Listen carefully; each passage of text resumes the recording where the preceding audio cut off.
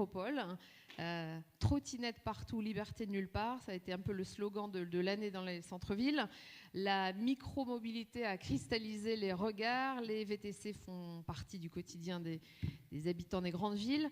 Pourtant, hors de ces zones très denses, la mobilité se transforme. Comment transporter des travailleurs tous les jours tout en libérant les grands axes routiers? Le train hydrogène pourra-t-il relancer les gares de proximité? Voilà, beaucoup de questions qui vont sans doute susciter les débats de cette table ronde avec nos invités Jean-Michel Latte, Jacques Auberty, Nadia Pelfig, Dominique Valentin. Et la table ronde est modérée par la journaliste du Point, Audrey Emery. Bonjour à tous. On est très heureux de vous retrouver pour parler d'une mobilité dont on a peut-être moins souvent l'occasion de parler. C'est vrai qu'on a beaucoup parlé de guerre du bitume cette année, de conflits d'usage entre citadins. On va quitter le bitume pour s'intéresser à la France qui se lève tôt, pour aller travailler, pour parcourir des kilomètres. Et vous allez voir que là aussi, il y a des innovations qui peuvent peut-être inspirer aussi les métropoles. Et donc pour en parler, nous avons, je vais les prendre dans l'ordre, Dominique Valentin à mes côtés. Vous avez créé la société Relais d'entreprise, la première enseigne nationale de télétravail en milieu rural et périurbain, dont vous nous parlerez tout à l'heure. Jean-Michel Latte, vous êtes vice-président de Toulouse Métropole et président de Tisséo Collectivité, qui est l'autorité organisatrice des mobilités de l'agglomération toulousaine, voilà, pour les non-toulousains qui ne connaîtraient pas. Nadia Pelfig, vous êtes vice-présidente de la région Occitanie en charge du développement économique, de la recherche, de l'innovation et de l'enseignement supérieur. Et vous êtes aussi candidate aux élections municipales de Toulouse. Et puis enfin, Jacques Auberty, vous présidez le SICOVAL, la communauté d'agglomération du sud-est toulousain. Alors on a la chance d'avoir un vrai panel toulousain qui va nous donner l'occasion d'étudier un cas d'école, puisque Toulouse est une métropole qui s'est beaucoup développée par l'étalement urbain. Et je me tourne d'abord vers vous, Jean-Michel Latte. Est-ce que vous pouvez nous expliquer en quelques mots les enjeux de mobilité de cette aire urbaine et comment sont structurés les déplacements? Alors, ce que vous dites est important. Vous avez utilisé le mot mobilité. Tisséo, c'est une structure qui regroupe 115 communes, 4 intercommunalités, dont le SICOVAL. C'est donc un territoire qui est à la fois métropolitain, mais aussi rural. On se focalise beaucoup sur la métropole, mais il faut voir que Toulouse, on couvre tout ce champ-là. Et donc, vous dites mobilité. Tisséo était un opérateur de transport public. Aujourd'hui, Tisséo est un opérateur de mobilité. Ça veut dire quoi?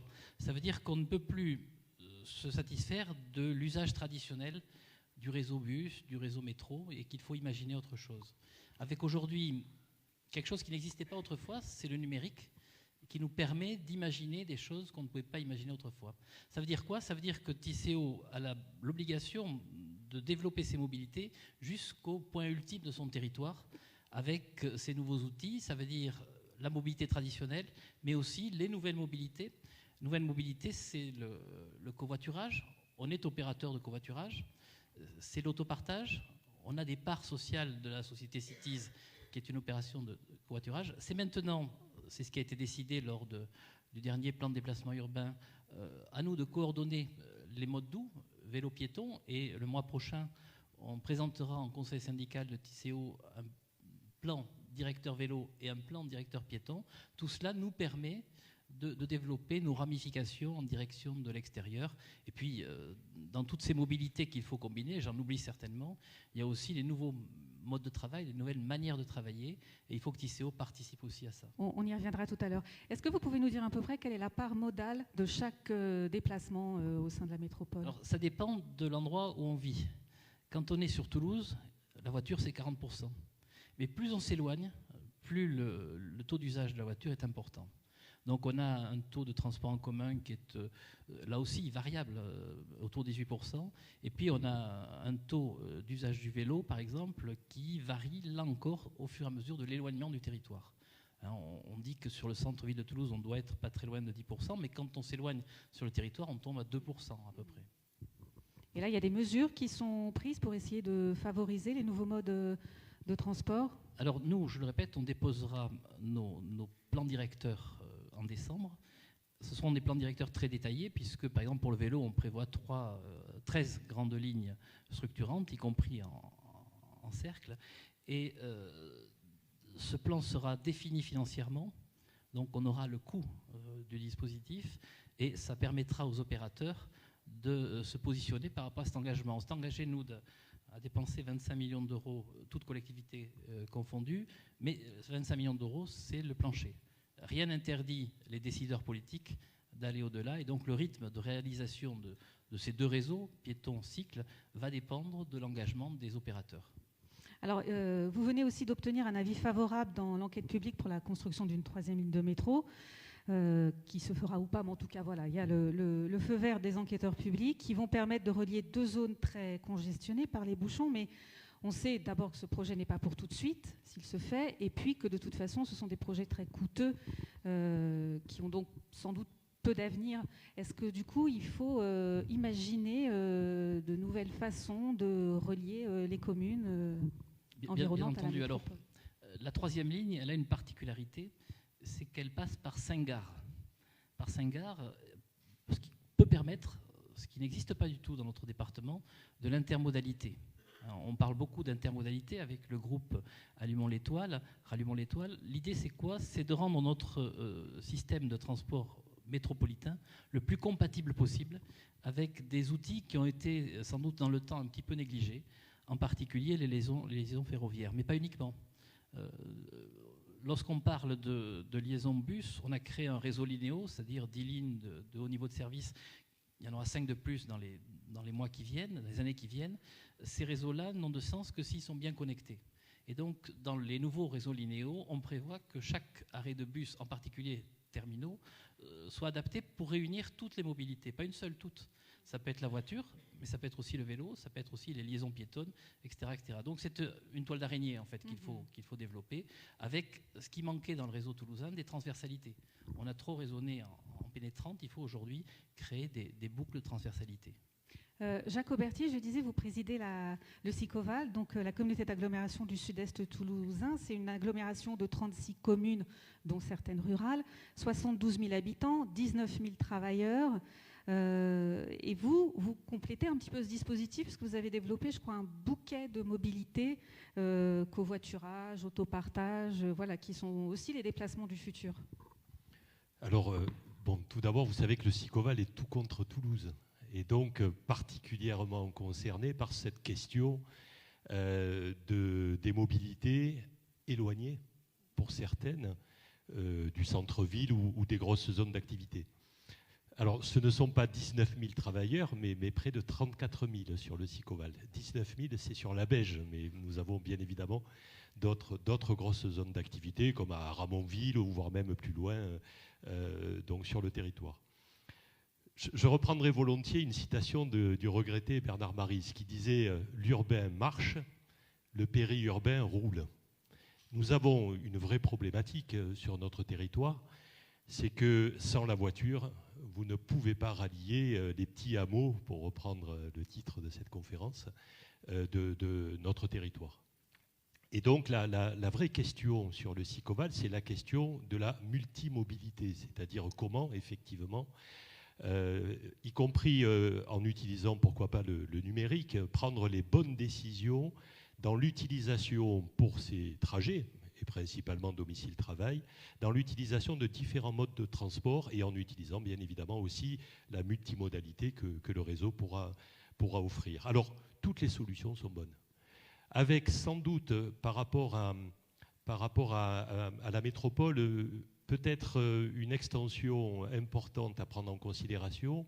On parle beaucoup de transport en commun, mais chez nous, l'autoroute a aussi toute son importance. Et donc, comment créer finalement cette multimodalité en prenant en considération aussi l'autoroute, pourquoi pas effectivement le rail, avec de belles perspectives, on l'espère, y compris en partenariat étroit avec la région, voire même, pourquoi pas, un jour, la région chef de file sur la grande agglomération toulousaine.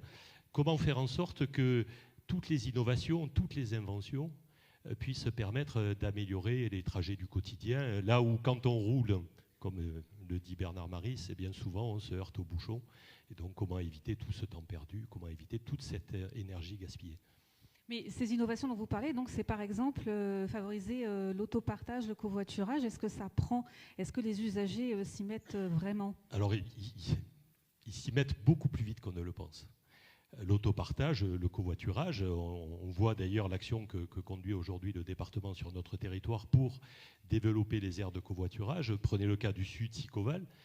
Nous avons une première aire qui est relativement saturée. Nous prévoyons déjà la deuxième aire tout proche de l'échangeur de Montgiscard, qui d'ailleurs sera concernée très certainement demain par une gare bus sur l'autoroute. Et à cet égard, les études figurent dans le projet mobilité de Tisséo. Nous commençons à voir poindre des associations d'entraide, d'autopartage. Alors certaines pour des publics très spécifiques, qui relèvent d'ailleurs souvent de l'action sociale par rapport aux personnes âgées.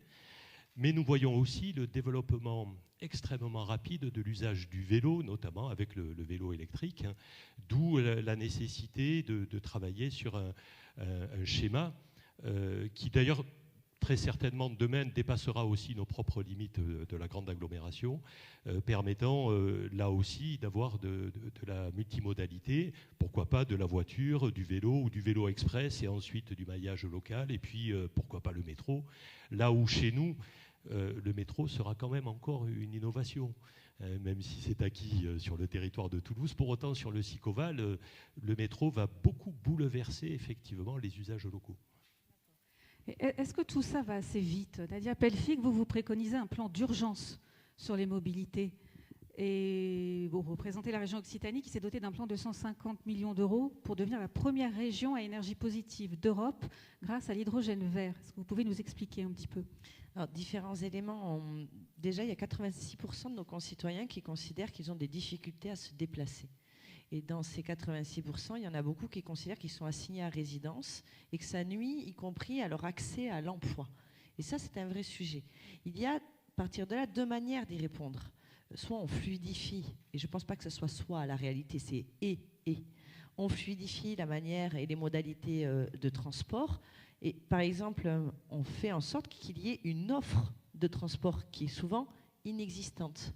Et là où l'offre de transport est existante, il faut faire en sorte que ça devienne un automatisme, un réflexe. Tout à l'heure, on parlait des déplacements sur la métropole toulousaine. En réalité, les déplacements sur la métropole toulousaine font moins de 3 km. Et malgré tout, 2 déplacements sur 3 sont effectués en voiture. Et donc, on voit bien qu'il y a une nécessité à la fois d'offrir des offres d'infrastructures pour celles et ceux qui n'ont d'autre choix que de prendre le véhicule, comme le disait M. Auberti, pour venir travailler.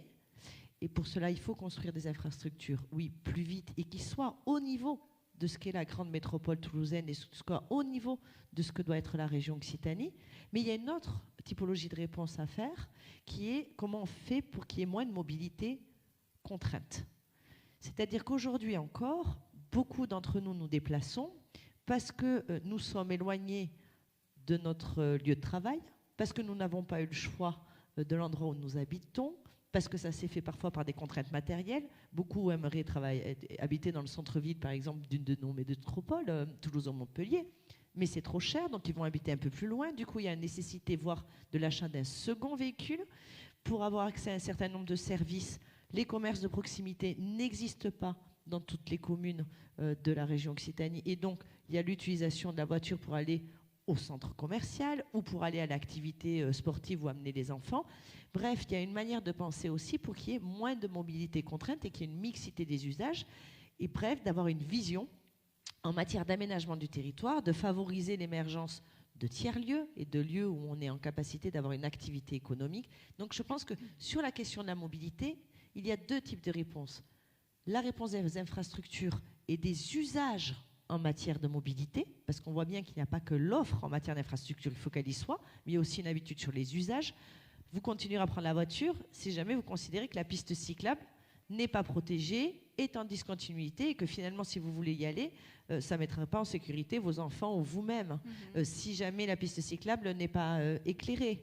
Et de la même manière, il faut aussi agir pour que les mobilités contraintes, et pas celles qu'on souhaite, mais puissent être diminuées en ayant une vision de l'aménagement du territoire qui soit une rupture dans les inégalités territoriales qui amène, et j'en ai la profonde conviction, à des inégalités sociales. On va revenir à ces questions d'aménagement du territoire et avec vous notamment Dominique Valentin, mais j'aimerais bien quand même que vous nous développiez ce projet d'hydrogène.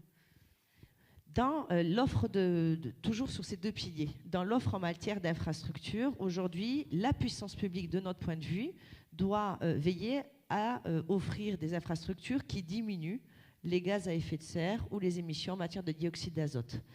Pour deux raisons. La première, c'est la pollution et la santé publique. La deuxième raison, c'est que 9 emplois sur 10 aujourd'hui, nous ignorons quels seront réellement leur réalité demain et nous savons qu'il y a un débouché dans l'économie verte. Bref, quand on est la puissance publique, on doit agir sur la pollution et pour faire les trajectoires d'emploi non délocalisables dans les territoires demain. Et le fait de développer des technologies telles que l'électricité par l'hydrogène, mais pas par tous les hydrogènes, par l'hydrogène vert, c'est-à-dire celui qui est produit à partir de l'électrolyse de l'eau, pour faire très simple, et donc qui ne s'appuie pas sur des énergies fossiles. Ça permet de projeter le territoire dans des technologies qui ne polluent pas, qui permettent un meilleur stockage que ne le prévoient aujourd'hui les technologies électriques, parce que le sujet des véhicules électriques aujourd'hui, c'est la question du stockage et des batteries. La France, l'Europe même, n'a pas de souveraineté technologique sur la batterie, et notamment sur la question des cellules. Si on veut projeter tout à la fois nos territoires dans des sécurités environnementales et dans des dynamiques d'emploi, alors il faut utiliser des technologies qu'on maîtrise et dont les matières premières peuvent être maîtrisées en territoire. Et donc oui, c'est un plan très volontariste qu'a souhaité la présidente Carole Delga et l'exécutif régional en proposant 150 millions d'euros qui travaillent non pas simplement sur la mobilisation de véhicules, par exemple, qui utilisent de l'hydrogène vert, mais c'est un plan qui va de la production de l'hydrogène vert, et on le fait par exemple tout proche d'ici, sur la plateforme aéroportuaire de Toulouse-Blagnac, mais également à l'aéroport de Toulouse-Tarbes, où on produit de l'hydrogène vert jusqu'aux usages en passant par la distribution. Et quand on s'est posé la question de comment on peut aller plus vite sur cette technologie, parce que oui, il faut aller plus vite. Comment on peut aller plus vite? Mais tout simplement, il fallait lui trouver un usage qui concerne la majorité d'entre nous.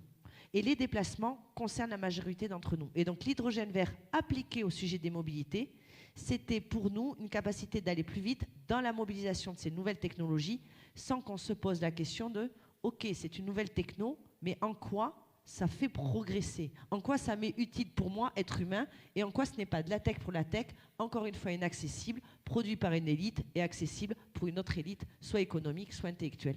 On veut de la technologie qui s'applique à tous et qui a un impact positif, social et environnemental. L'hydrogène vert, nous semble-t-il, répond à ce pari. Et ce plan, c'est quel calendrier qui est prévu? Ce plan, il se déroule jusqu'en 2024 avec des mobilisations très fortes d'ores et déjà. On a monté, parce qu'on fait le pari des partenariats et du coopératif, donc on a monté une société d'économie mixte qui mobilise des crédits régions et des crédits privés. Et on pose du coup des trajectoires avec des objectifs, des indicateurs. Au-delà de la distribution et des usages et de la production, on met donc en place des corridors hydrogène qui permettent de fournir des flottes de véhicules hydrogène. La projection, ce sont 600 véhicules hydrogène, en commençant par les véhicules utilitaires. Pourquoi? Parce qu'aujourd'hui, vous, moi, si on veut acheter un véhicule électrique hydrogène, ben, il faut qu'on ait un paquet de pognon, comme dirait l'autre, parce qu'on n'est pas encore sur une production de masse. Et donc, on commence d'abord par un champ de véhicules dans des flottes ou dans des parcs réservés, et ensuite, dans la massification de la production, ce pourra être une technologie qui soit accessible aux particuliers. Mais pour ça, il nous faut mobiliser les acteurs qui sont en capacité d'avoir des flottes dites captives. Alors, vous, Dominique Valentin, je me tourne vers vous parce que vous dites toutes ces solutions, c'est très bien, mais ça ne réduit pas les bouchons suffisamment pour autant. Donc, on va prendre le problème à la racine et on va faire en sorte que les gens n'aient moins à se déplacer et qu'ils puissent rester chez eux. Et donc, vous avez mis en place relais d'entreprise. Donc, ce sont des tiers-lieux, ce que vous appelez, je crois, des lavoirs numériques des temps modernes. Est-ce que vous pouvez nous expliquer de quoi il s'agit ? Oui, bonsoir à toutes et à tous. Et je suis ravi effectivement d'être là aujourd'hui parce que j'ai entendu que justement les solutions de transport, c'était un bouquet de solutions par rapport à la problématique des transports. Et parmi ce bouquet de solutions, Nadia Pelfig l'a évoqué, et vraiment je suis ravi parce que vous avez parlé des tiers-lieux et de la non-mobilité, la mobilité la plus rapide, la moins coûteuse, la moins polluante, la moins énergivore et celle qu'on ne fait pas. Il faut savoir aujourd'hui qu'un métier sur 2 peut se pratiquer à distance. On est dans une économie du numérique, on est dans une économie du tertiaire.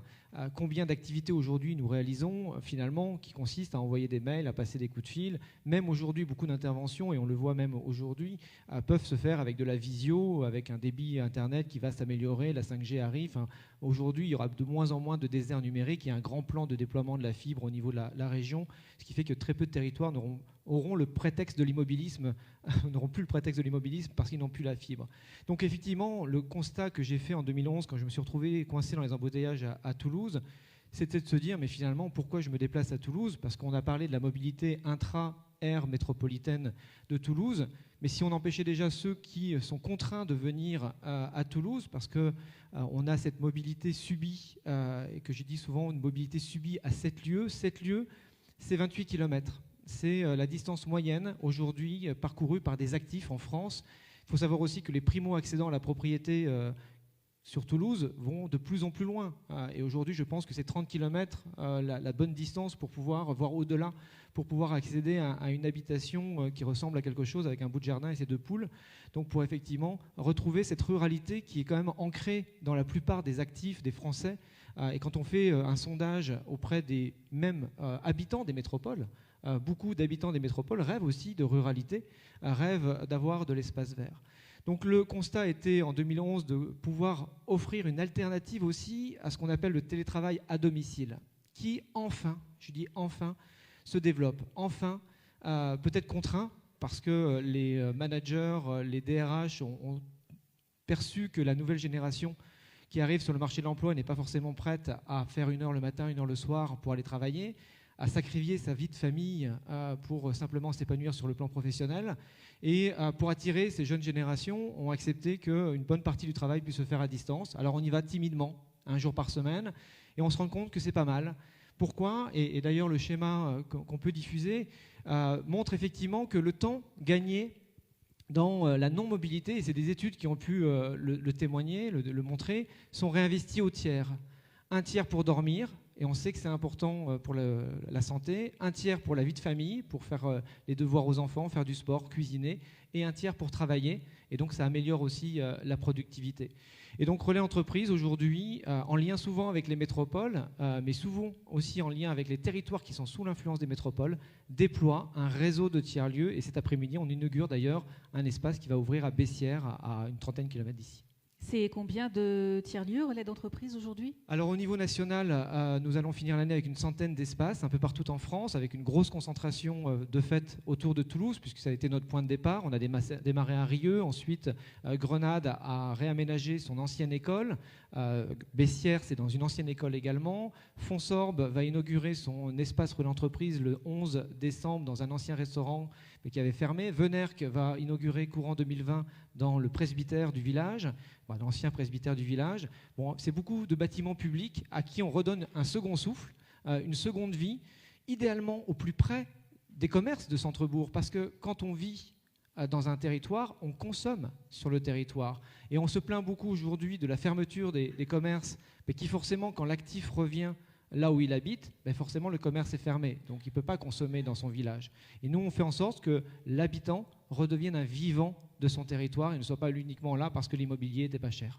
Alors, ce sont des mesures très, très gilets jaunes, hein, j'ai envie de dire d'ailleurs. Et vous avez signé une convention avec EDF pour valoriser les kilomètres non effectués par les télétravailleurs. Donc ils reçoivent un chèque d'économie d'énergie, c'est ça? Oui, on a souhaité prendre le problème de la contrainte de la mobilité et notamment de tout le débat autour de la taxe carburant ou des péages urbains à contre-pied, prenant le principe que, on parlait tout à l'heure des animaux domestiques, que si on veut dresser, entre guillemets, avoir un animal très très gentil, on va plutôt lui donner des friandises que de lui taper dessus. Je pense que nous sommes des mammifères et qu'on préfère avoir des récompenses plutôt qu'une double peine avec des péages urbains qui seraient effectivement, pour ceux qui habitent en dehors des métropoles, vraiment contraignants. Et donc on a fait en sorte de prendre le problème une fois de plus à l'envers, considérant et en prenant un peu aujourd'hui ce qui se passe dans les applications smartphone, où beaucoup de solutions qui vous sont proposées sont gratuites. Mais en fait, rien n'est gratuit dans ce bas monde, hein. C'est un leurre. Et quand c'est gratuit, c'est vous le produit. Parce qu'on génère une production de données qui a une valeur. Et bien, nous, on s'est dit, le télétravailleur doit être le produit du rééquilibrage des territoires. Et quelles sont les externalités positives, hein? J'ai ma collaboratrice Lorraine qui est justement au premier rang et qui fait une thèse, un doctorat autour effectivement de l'impact des tiers-lieux sur le rééquilibrage des territoires, sur différents sujets.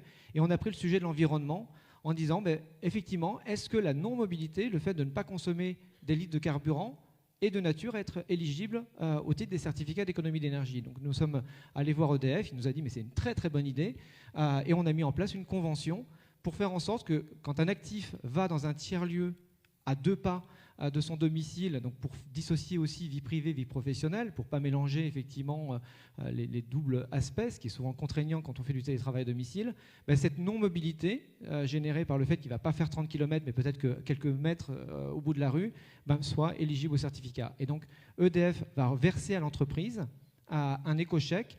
Et la vraie particularité aussi, et là je souligne également l'approche et la cohérence de la région Occitanie par rapport à son ambition d'être région énergie positive, c'est que l'année dernière à Energaia, nous avons signé une convention tripartite puisque la région Occitanie abonde ses certificats d'économie d'énergie délivrés par EDF, de telle sorte à ce que l'utilisateur ne soit pas uniquement le payeur, parce qu'en fait, nous on s'est rendu compte que le tiers-lieu était un véritable levier pour encourager le télétravail face à la suspicion des managers qu'une personne à domicile puisse faire autre chose, ou pour éviter de laisser, le jeu de mots un peu habile, mais des personnes sur le bord de la route par rapport au télétravail parce qu'elles ne peuvent pas télétravailler à domicile. Vous avez des accords cadres qui obligent qu'il y ait une pièce dédiée, qui ait une configuration propice au télétravail, sauf que ce n'est pas toujours possible si vous avez des enfants en bas âge, des vacances scolaires. Et sauf que le fait de payer un deuxième bureau, ça, ce n'est pas non plus évident pour les entreprises. Donc soit on rentre dans une vraie stratégie de ce qu'on appelle un peu de derenting, donc de réduction de surface de bureaux dans les métropoles, quitte à recréer des logements sociaux pour baisser la pression immobilière, des prix de l'immobilier, redonner des espaces verts, et pour avoir des bureaux déportés. Là, on pourra effectivement faire en sorte que les entreprises payent des bureaux déportés. Mais si elles ne peuvent pas payer un double bureau à la fois dans la métropole et là où habite le collaborateur, il faut trouver le moyen qu'une autre structure puisse compenser ce double bureau.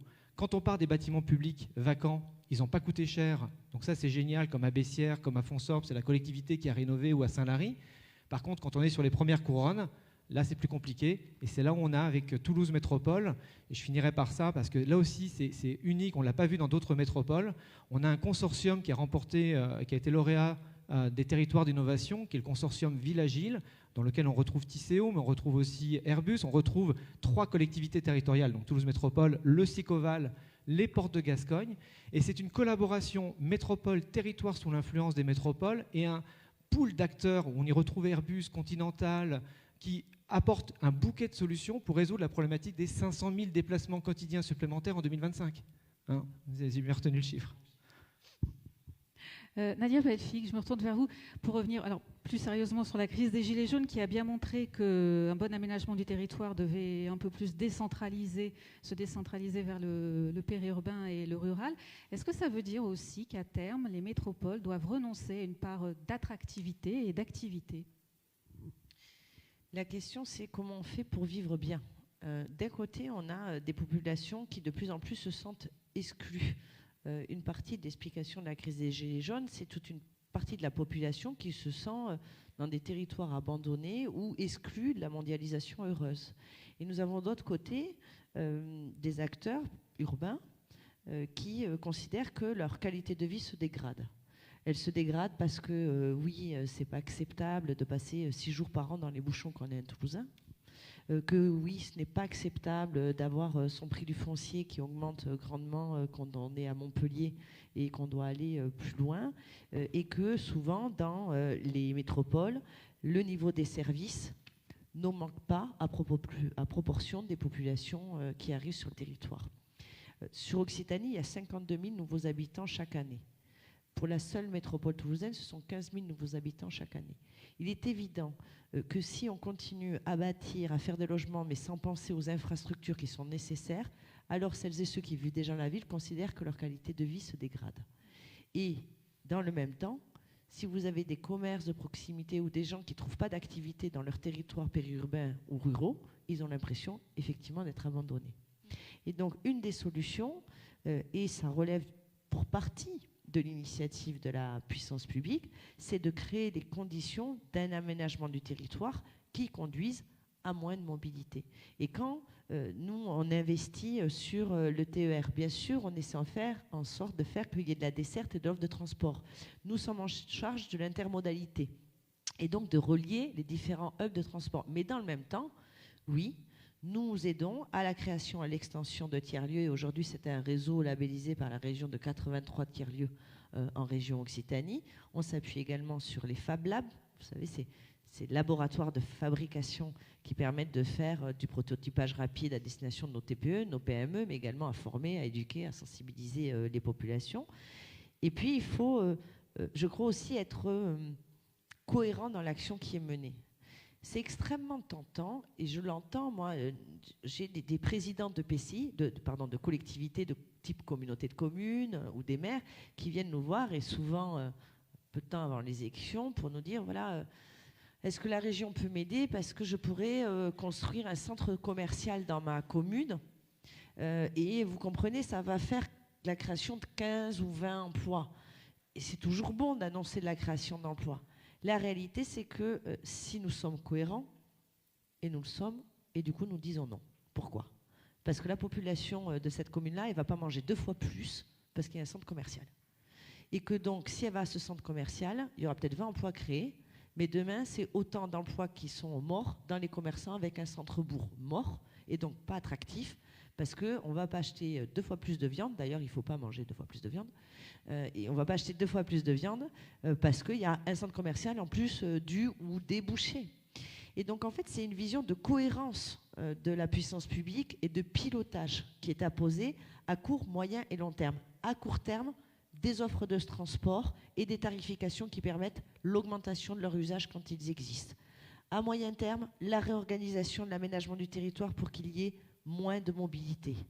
Et à moyen, court et long terme, une réorganisation aussi de l'activité économique et du travail dans une redistribution des richesses que permet les croissances d'activité de notre métropole. Et finalement, la conscience politique et un pilotage des politiques publiques qui affirment clairement que les questions de stratégie en faveur de la croissance et de l'emploi ne peuvent pas avoir pour seul indicateur la croissance du produit intérieur brut.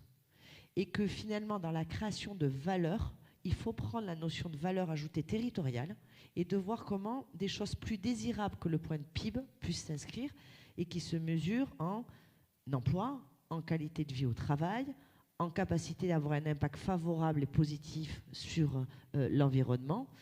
Et finalement, c'est dans ce pilotage entre acteurs publics, acteurs privés, les métropoles et les territoires, comme on dit avec un peu de pudeur, parce que dans ces territoires-là, on a des taux de pauvreté qui sont plus élevés, on a des dynamiques, on va dire, spontanées en matière d'emploi qui sont quand même beaucoup, beaucoup plus faibles. Et donc le sujet, c'est pas tellement de tarir l'attractivité des métropoles, c'est de rééquilibrer les dynamiques de l'ensemble des territoires. Je ne suis pas pour la décroissance, dit autrement, puisque c'est un débat et il faut dire les mots.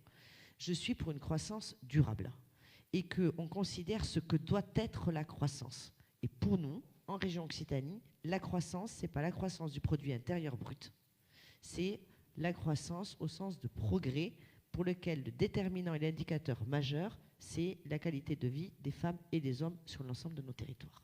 Jacques Auberty, ça c'est un modèle qui vous convainc. Vous avez sur votre territoire une belle pépite, Sigfox, vous avez l'IoT Valley, donc vous avez réussi effectivement à attirer sur la Beige notamment des activités de pointe. Alors justement, on tire à la fois les leçons de ce modèle qui a été celui fondateur du Sicoval, particulièrement autour de l'innovation et du numérique. Et on est absolument dans le schéma que Nadia vient de décrire, qui est celui d'ailleurs aujourd'hui voulu par le schéma régional d'aménagement du territoire en matière de développement économique. Et je peux vous donner juste un exemple. Donc effectivement, pour les entreprises du tertiaire, la création de tiers-lieux, d'espaces de coworking, comme on les appelle, est une solution pour éviter de mettre des véhicules, souvent d'ailleurs des véhicules avec une seule personne, donc ceux que l'on appelle les autosolistes, donc sur les routes. Mais il existe bien évidemment bien d'autres activités qui, elles, ne peuvent faire l'objet, évidemment, de télétravail, quels que soient les métiers, dans des secteurs, même ne serait-ce que de l'industrie, dont on a besoin de plus en plus aujourd'hui. Et donc, au niveau du SICOVAL, nous nous sommes posé cette question du rééquilibrage du territoire, en étant effectivement dans une logique de croissance verte et non pas de résilience. C'est assez compliqué d'ailleurs aujourd'hui de défendre des projets de croissance verte parce que vous êtes amené quand même finalement à artificialiser un certain nombre de surfaces, même si vous souhaitez dire que vous le faites justement avec un objectif de résilience à terme. Nous sommes en phase de mutation. Et donc cette mutation, elle doit à la fois permettre de plus en plus de déplacements de nature différente, avec des moyens de transport à 1 heure, mais aussi de proximité. Elle doit permettre aussi de travailler le plus proche de son domicile, mais tout en ayant un changement de paradigme en termes aussi d'activité, pas uniquement du tertiaire. Et elle doit permettre aussi, finalement, à tout un chacun, bon, vous parliez des gilets jaunes, je ne suis pas sûr que la plupart des gilets jaunes aient été des cadres du tertiaire. Et donc permettre à tout un chacun d'adhérer à ce grand mouvement, de pouvoir, le cas échéant, s'acheter un vélo électrique pour aller un peu plus loin que s'il ne faisait avec un vélo classique. Voilà. Et puis surtout, bien évidemment, construire les infrastructures qui vont avec. Et nous travaillons sur le SICOVAL justement à un rééquilibrage au travers du développement d'une zone d'activité au sud qui s'appelle le Rivel, dont l'objet sera justement cette économie verte dont Nadia parlait, avec... pourquoi pas le développement aussi de la formation en matière de métiers de demain. Nous pensons par exemple à la question de l'éco-construction, mais permettre à ceux qui sont venus habiter dans ce sud SICOVAL, voire même au-delà, de pouvoir finalement ne pas devoir acheter une deuxième voiture pour aller travailler. On a listé pas mal de mesures positives, mais est-ce qu'il faut aussi des mesures coercitives pour limiter la mobilité, comme par exemple un péage urbain? Dominique Valentin, vous voulez répondre à cette question? Je l'ai évoqué tout à l'heure, hein, donc bien au contraire, il faut plutôt encourager. Et quand on évoque le rééquilibrage des territoires, moi je veux quand même, puisque je ne représente pas du tout la métropole, puisque notre siège social est à 50 km à Rieux-Volvestre, on a une petite dizaine de collaborateurs. Sauf que quand on crée une entreprise en dehors d'une métropole, on n'a pas accès aux incubateurs. Comme on n'a pas accès aux incubateurs, on nous dit qu'on n'a pas accès aux aides régionales. Quand on va voir des plateformes pour leur expliquer aujourd'hui qu'on a une solution d'innovation sociétale, on nous dit que ce n'est pas l'innovation. Donc effectivement, il y a encore beaucoup de travail pour expliquer que l'innovation des comportements éviteront peut-être justement d'investir dans des infrastructures, parce qu'on peut construire des infrastructures, si les comportements ne changent pas, ben on aura effectivement des infrastructures qui ne seront pas utilisées. Il faut faire attention aussi, puisqu'on a différents effets de rebond. Vous avez des termes un peu techniques comme la loi de Zahavi qui dit que plus on accélère une mobilité, plus le temps gagné en mobilité sera réinvesti en mobilité. Donc c'est-à-dire que si on fluidifie le trafic, eh bien, ceux qui sont plus sous l'influence de la métropole toulousaine vont devenir effectivement des territoires sous l'influence de Toulouse. Que plus on va améliorer l'efficacité énergétique d'une solution, plus on va augmenter la consommation de cette énergie. Donc c'est pour ça qu'il faut peut-être effectivement imaginer comment faire changer les comportements, mais c'est aussi l'affaire de tous, c'est l'affaire des employeurs qui peuvent assurément avoir un rôle à jouer. Et on le voit d'ailleurs dans la stratégie des opérateurs de covoiturage, ils ont arrêté de communiquer auprès du grand public. Ils ont aujourd'hui plutôt une stratégie tournée vers les entreprises pour que les entreprises, entre guillemets, imposent ou encouragent, récompensent, comme pour les kilomètres vélo, en disant si vous venez en vélo, vous allez avoir une prime. Et moi, je suis vraiment navré que dans la LOM, la loi d'orientation mobilité, on ait effectivement pensé à mettre une indemnité de 400 € pour l'utilisation du vélo. Mais moi, je suis désolé, si j'habite à Rieux-Volvestre, je ne vais pas venir à Toulouse en vélo, pas 28 km en vélo. Et pourquoi aujourd'hui, si j'utilise un tiers-lieu, ben, le fait de payer un bureau ne serait pas aussi éligible au titre de ces primes de non-mobilité. Voilà. Et ce sera le mot de la fin, le temps étant écoulé. Merci beaucoup à vous quatre.